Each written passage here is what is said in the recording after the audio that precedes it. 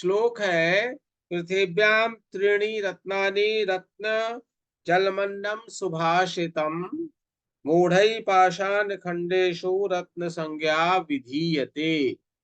ये बोल रहा है कि पृथ्वी पर तीन रत्न है, जल, अन्न और सुभाषित, अच्छे वचन। मूर्ख लोग क्या करते हैं कि पाषाण के खंड में रत्न संज्ञा खोजते हैं, रत्न संज्ञा नाम देते हैं। इसमें से प्रश्न पूछना था, अनमोल बताना, तुम अनम्यूट हो जाओ।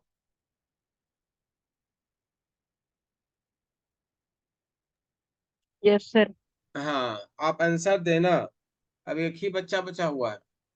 पृथिव्याम कति रत्नानि संति, अर्थात पृथ्वी पर कितने रत्न हैं? त्रीणी। त्रीणी, सही है। पाषाण खंडेषु कई रत्न संज्ञा विधीयते, यानी पाषाण खंड में कौन लोग रत्न संज्ञा नाम देते हैं? इसका उत्तर क्या होगा? आज क्लास में भी चर्चा हम कर रहे थे। सर मूढ़ई, मूर्ख लोग। मूर्ख लोग, बिल्कुल सही। मूर्ख लोग जो है वह पाषाण के खंडों में रत्न संज्ञा का नाम देते हैं।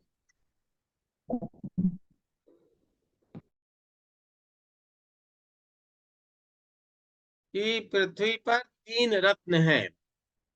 अच्छा, एक प्रश्न है, देखो दोनों बच्चा ध्यान से सुनना। पृथिव्यान कानि रत्नानि संति, यानी पृथ्वी पर कौन कौन से रत्न हैं? तो इसका उत्तर क्या होगा, कोई बताएगा? पृथ्वी पर तीन रत्न हैं, कौन कौन? आंसर दो। जल, अन्न और सुभाषित, ये तीन रत्न हैं। जल, अन्न और सुभाषित। सुभाषित का मतलब अच्छे वचन, अच्छा कथन।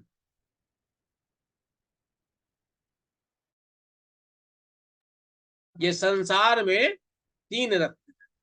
अब अगला प्रश्न, श्लोके मूढ़ैः इति कर्तृपदस्य क्रियापदम किम? मूढ़ैः का क्रियापद क्या है? कौन बच्चा बताएगा? मूढ़ैः इति कर्तृपदस्य क्रियापदम किम? यहाँ विकल्प है रत्न संज्ञा, विधीयते, सुभाषितानि, पाषाण खंडेषु। इसमें से सही उत्तर क्या होगा? इसमें सही उत्तर हो जाएगा विधीयते। अगला क्वेश्चन है, आपः इत्यस्य कः पर्यायः श्लोके प्रयुक्तः? आपः का मतलब क्या होता है? आपः का मतलब होता है जल। तो ये पूछ रहा है कि श्लोक में कौन सा शब्द जो है, हेलो,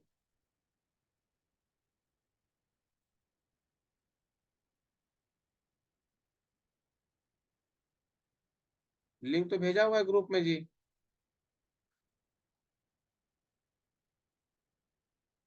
फिर से भेजेंगे तो वही ना चला जाएगा, फिर से अलग थोड़ी ना बनाएंगे हम। हाँ जी, नारे, हाँ उसी में जोड़ लो। हाँ जी, तो हम लोग क्या कर रहे थे? रत्न संज्ञा किसको लेंगे? आपा इत्यस्य का पर्यायः। आपा शब्द का पर्याय कौन सा है? यहाँ है सुभाषितम, अन्नम, जलम, रत्नानि। आपा किसको कहते हैं? आपा, आपा जो है वह जल का पर्याय है, पानी का पर्याय है। इसलिए इसका उत्तर हो जाएगा आपह का जल। अगला, त्रीणी रत्नानि। अभी उत्तर देखो, मणि कुमार उत्तर देगा। त्रीणी रत्नानि, यहाँ पर शब्द है त्रीणी रत्नानि। इत्यनयोः पदयोः विशेषण पदम किम? इसमें विशेषण पद क्या है? कोई बच्चा बताएगा? बुक नहीं खरीदे हैं। अच्छा, बुक नहीं खरीदे हो तो तुम ऐसे भी सोचो ना, जैसे लिखा हुआ है त्रीणी रत्नानि। त्रीणी रत्नानि का मतलब हो गया तीन रत्न। इसमें विशेषण कौन है? विशेषण किसको कहते हैं? विशेष के बारे में जो कुछ भी बताया जाए उसको हम लोग विशेषण कहते हैं। तो त्रीणि रत्नानि में विशेषण कौन होगा? सर त्रीनी। हाँ, तो उत्तर तुम सही बोला। किताब नहीं है तो कोई बात नहीं है, किताब खरीद लेना, लेकिन इसका आंसर तुम दो। अगला सवाल है श्लोके। श्लोके मतलब श्लोक में विद्वद्भिः इत्यस्य पदस्य कः विपर्ययः। विपर्यय का मतलब होता है उल्टा। विद्वद्भिः अर्थात विद्वानों के द्वारा, यहाँ पर इसका विपरीत क्या है? सुभाषितम, रत्न संज्ञा, मूढ़ैः या रत्नानि। इसका सही उत्तर क्या होगा?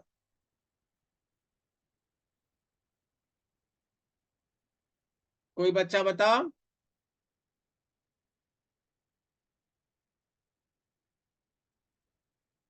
रौनक, राहुल, राज, इसका उत्तर क्या होगा? राहुल, राज, तुम लोग उत्तर नहीं देना चाहते हो, सबसे बड़ा डिमेरिट। इसका उत्तर हो जाएगा मूढ़ई। यहाँ क्या लिखा हुआ है? विद्वद भी। विद्वद भी का मतलब हो गया विद्वानों के द्वारा। तो इसका विपरीत क्या होगा? उल्टा क्या होगा? तो इसका उल्टा हो जाएगा मूर्खों के द्वारा। विद्वानों के द्वारा का उल्टा क्या बनेगा? मूर्खों के द्वारा। ये उत्तर बनेगा। अब आगे हम लोग देखेंगे। यहां तक में किसी को पूछना है कुछ तो पूछ लो। श्लोक है यदि सत्संगति रतो।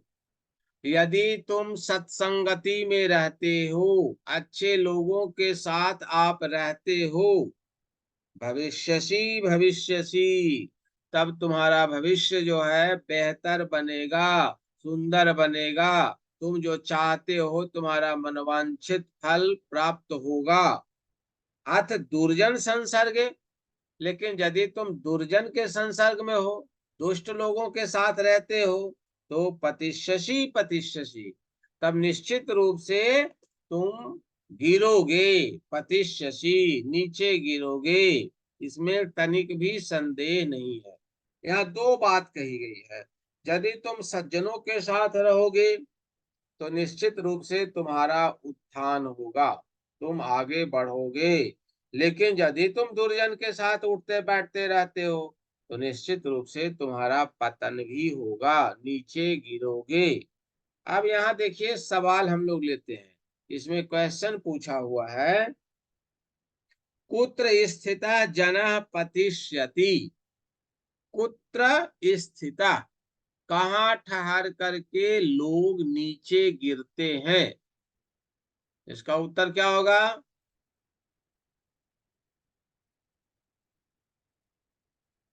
कोई बच्चा बोलो।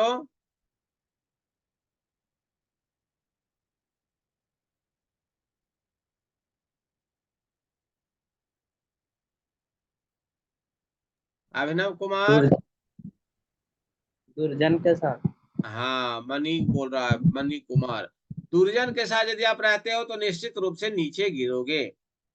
दूसरा, कस्मिन रता जना सफलो भविष्यति। किसमें लगा हुआ आदमी सफल होता है? सज्जन व्यक्ति के साथ रहने वाला व्यक्ति। सफल होता है, एकदम सही है।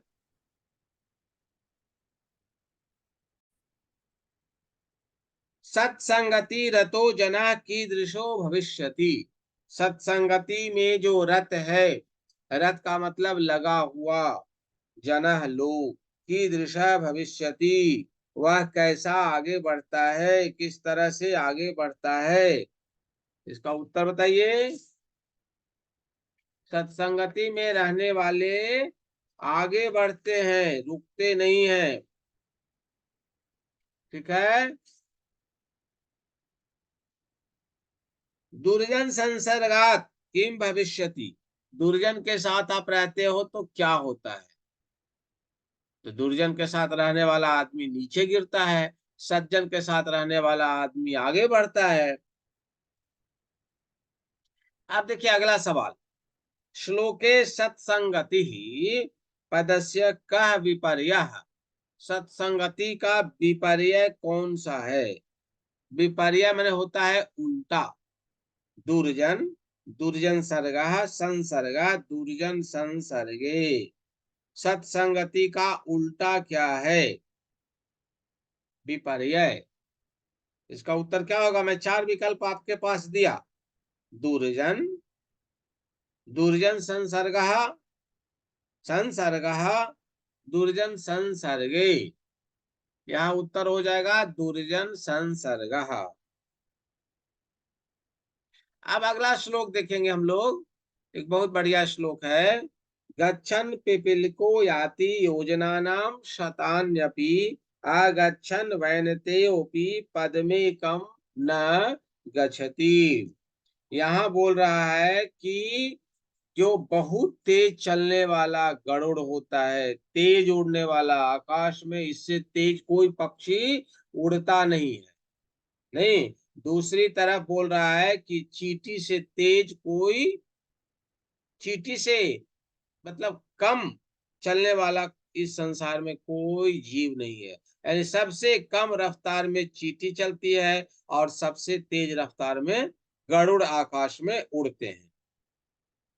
अब यहाँ प्रश्न है, कह रहा है गच्छन पिपीलिको। गच्छन माने चलता हुआ। चींटी, चींटी यदि चल रही है, गच्छन पिपीलिको याति योजनानां शतान्यपि।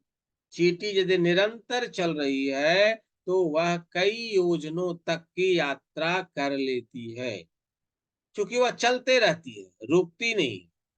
लेकिन आगच्छन वैनतेयः, लेकिन ना चलता हुआ गरुड़, यदि गरुड़ उड़ना बंद कर दे, सिर्फ आराम करे कि मैं तो बहुत तेज रफ्तार में उड़ लेता हूँ, चल लेता हूँ, तब उसको सफलता नहीं मिलेगी। कह रहा है कि यह पद में कम न गच्छति, वह एक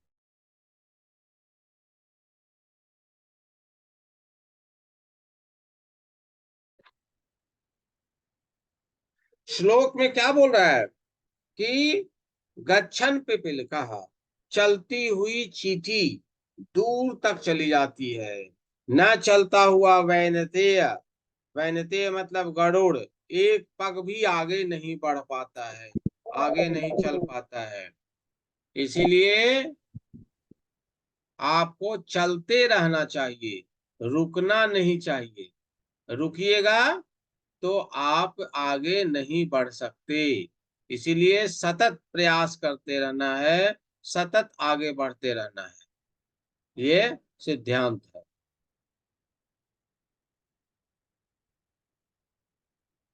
अब देखिए, अब यहाँ प्रश्न पूछे जा रहे हैं, ध्यान से सुनना, उत्तर देना। कह आगच्छन, का आगच्छन का मतलब हुआ कौन न चलता हुआ, पद में कम अपि न गच्छति, एक पद भी आगे नहीं चलता। न चलता हुआ कौन, एक पद भी आगे नहीं चलता। इसका उत्तर क्या होगा जी? कोई बच्चा बताओ। अभिज्ञान शर्मा तुम अभी आया, तुम ही बताओ। न चलता हुआ आदमी, न चलता हुआ कौन है जो एक पद भी आगे नहीं बढ़ पाता है? अभी हम क्या बताए? वैनतेय, वैनतेय मतलब गरुड़ पक्षी, नहीं चलने पर वह एक पद भी आगे नहीं बढ़ सकता। लेकिन, लेकिन चींटी जो है वह चलते रहती है और वह कई योजन तक, कई योजन तक आगे बढ़ती है, चलते रह जाती है। लेकिन नहीं चलने वाला वैनतेय थोड़ा भी आगे नहीं चल सकता। ये इसका मीनिंग है, अर्थ। आप देखिए यहाँ प्रश्न पूछा जा रहा है, कह गच्छन पदमेकम न गच्छति। कह तो हो जाएगा इसका उत्तर वैनतेयः। पिपीलिका कथम याति, पिपीलिका कथम, किस तरह से पिपीलिका जो है चींटी आगे बढ़ते रहती है। इसका उत्तर क्या होगा विज्ञान?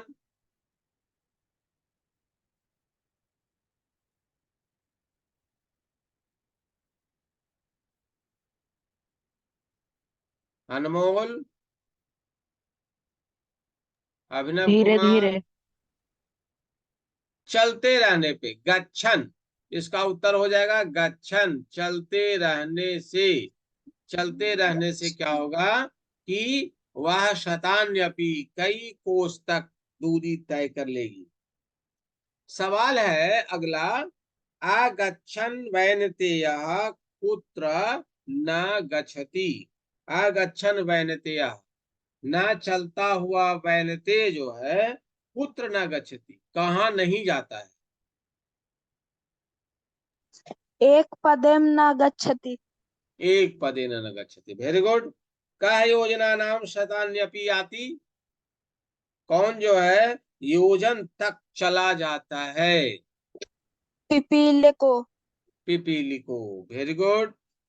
आप देखिए सवाल है, श्लोके, श्लोक में याति क्रियाया, याति क्रिया आया है, इसका कर्ता पद कौन है? गच्छन, पिपीलिकः, शतान्यपि या योजनानाम। गच्छन। गच्छन नहीं है, पिपीलिका इसका कर्ता है। गच्छन जो है ना उसका वो विशेषण है, ध्यान देना, विशेषण है गच्छन। गच्छन में शत्रु प्रत्यय लगा हुआ है। गच्छन का अर्थ हुआ जाता हुआ। पिपीलिका, पिपीलिका का वो विशेषण। अगला सवाल, अत्र श्लोके,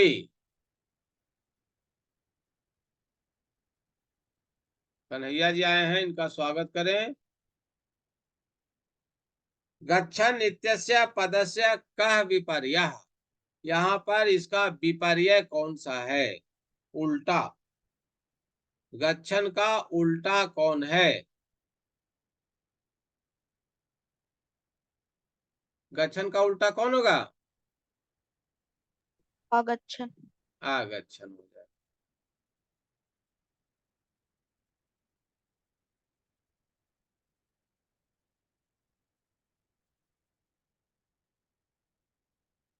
पदमेकम, पदमेकम अत्र विशेषण पदम किम, पदमेकम का विशेषण क्या है? यहाँ पे देखिए दो शब्द है, पदम एकम, एकम पदम। तो यहाँ पर विशेषण क्या है? एक पद है, एक या पदम?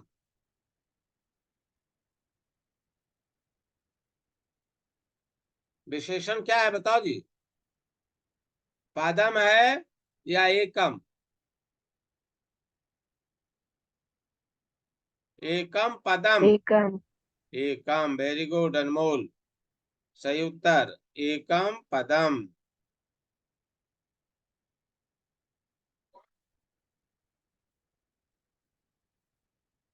नेक्स्ट, श्लोके के पदे परस्परम पर्यायौ स्तः, कौन दो पद है जो पर्याय है? पर्याय का मतलब समानार्थी। वेटिंग रूम, वेटिंग रूम में कौन है जी? कन्हैया है, अभी तक याद क्यों नहीं पा रहा है? देखिए यहाँ पर लिखा हुआ है, श्लोके के पदे परस्परम पर्यायौ स्तः, यानी पर्याय कौन कौन से है? जैसे योजना नाम, शतान्यपि, ये है या नहीं है? याति, गच्छति, पिपीलिकः, वैनतेयः, शतान्यपि, पदमेकम। यहाँ पर ध्यान देना, याति और गच्छति दोनों पर्याय है। क्यों पर्याय है? क्योंकि याति का मतलब भी होता है जाना और गच्छति का मतलब भी होता है जाना। तो ये दोनों जो है धातु पर्याय है। पर्याय का मतलब समानार्थी, अर्थात गम धातु का मतलब भी होता है जाना और या धातु याति, याति जिसका रूप चलता है उसका अर्थ भी होता है जाना। दोनों का समान अर्थ है, इसलिए दोनों जो है वह पर्याय हो गया। पर्याय का मतलब समानार्थी, इस तरह से बन गया। एक श्लोक और हम लोग देखेंगे, शोको नाशयते धैर्यम। इसका उत्तर देना अभिज्ञान, अभिनव कुमार, अनमोल, मणि। शोको नाशयते धैर्यम, शोक जो है वह धैर्य को समाप्त कर देता है। शोक श्रुतम, श्रुतम का मतलब हुआ जो आपने शास्त्र में अध्ययन किया उसको समाप्त कर देता है, खत्म कर देता है। शोको नाशयते सर्वम, शोक जो है वह सब कुछ नष्ट कर देता है। नास्ति शोक समो रिपुः, इस संसार में शोक के बराबर कोई दुश्मन नहीं है। अब देखिए यहाँ पर प्रश्न पूछ रहा है, प्रथमम शोकम किम नाशयते, सबसे पहले शोक जो है किस चीज का नाश कर देता है? धैर्य। धैर्य, अनमोल सही बोला। दूसरा सवाल, संसारे कीदृशो रिपु नास्ति, इस संसार में किस तरह का शत्रु दूसरा कोई नहीं है? सबसे लास्ट बोलो अभिनव।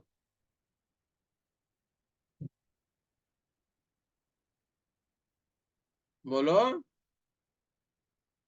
इस संसार में सबसे बड़ा शत्रु क्या है? देखो लास्ट पंक्ति में लिखा हुआ है, शोक समो रिपुः नास्ति, अर्थात शोक के समान इस संसार में दूसरा कोई भी शत्रु नहीं है। अगला सवाल है, शोका किम किम नाशयति, शोक जो है वह क्या क्या समाप्त कर देता है? शोक क्या क्या समाप्त कर देता है, बताइए।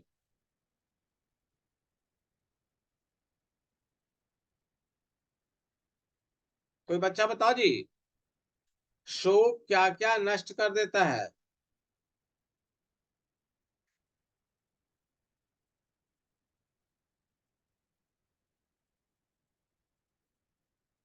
अभिज्ञान, अभिज्ञान बता। शास्त्र का ज्ञान को नष्ट कर देता। आगे, सबसे पहले क्या नाश करता है?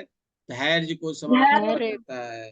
धैर्य। दूसरा श्रुतम, श्रुतम माने आपने जो पढ़ाई की है, शास्त्रों का जो अध्ययन आपने किया है उसे वह समाप्त कर देता है।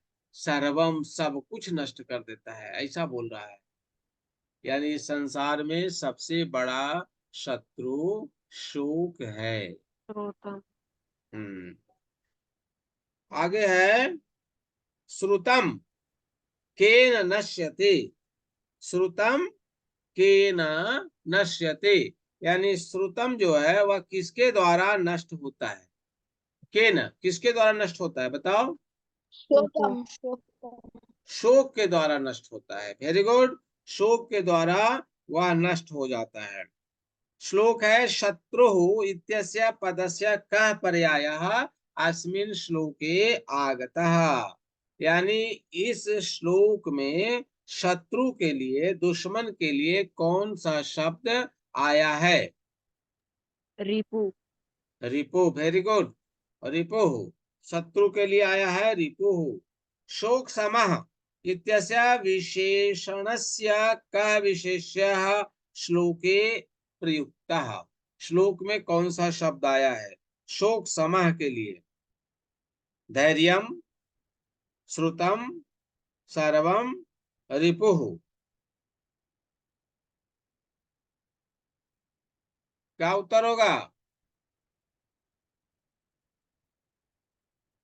शोक समः ये विशेषण है, तो ये किसका विशेषण है?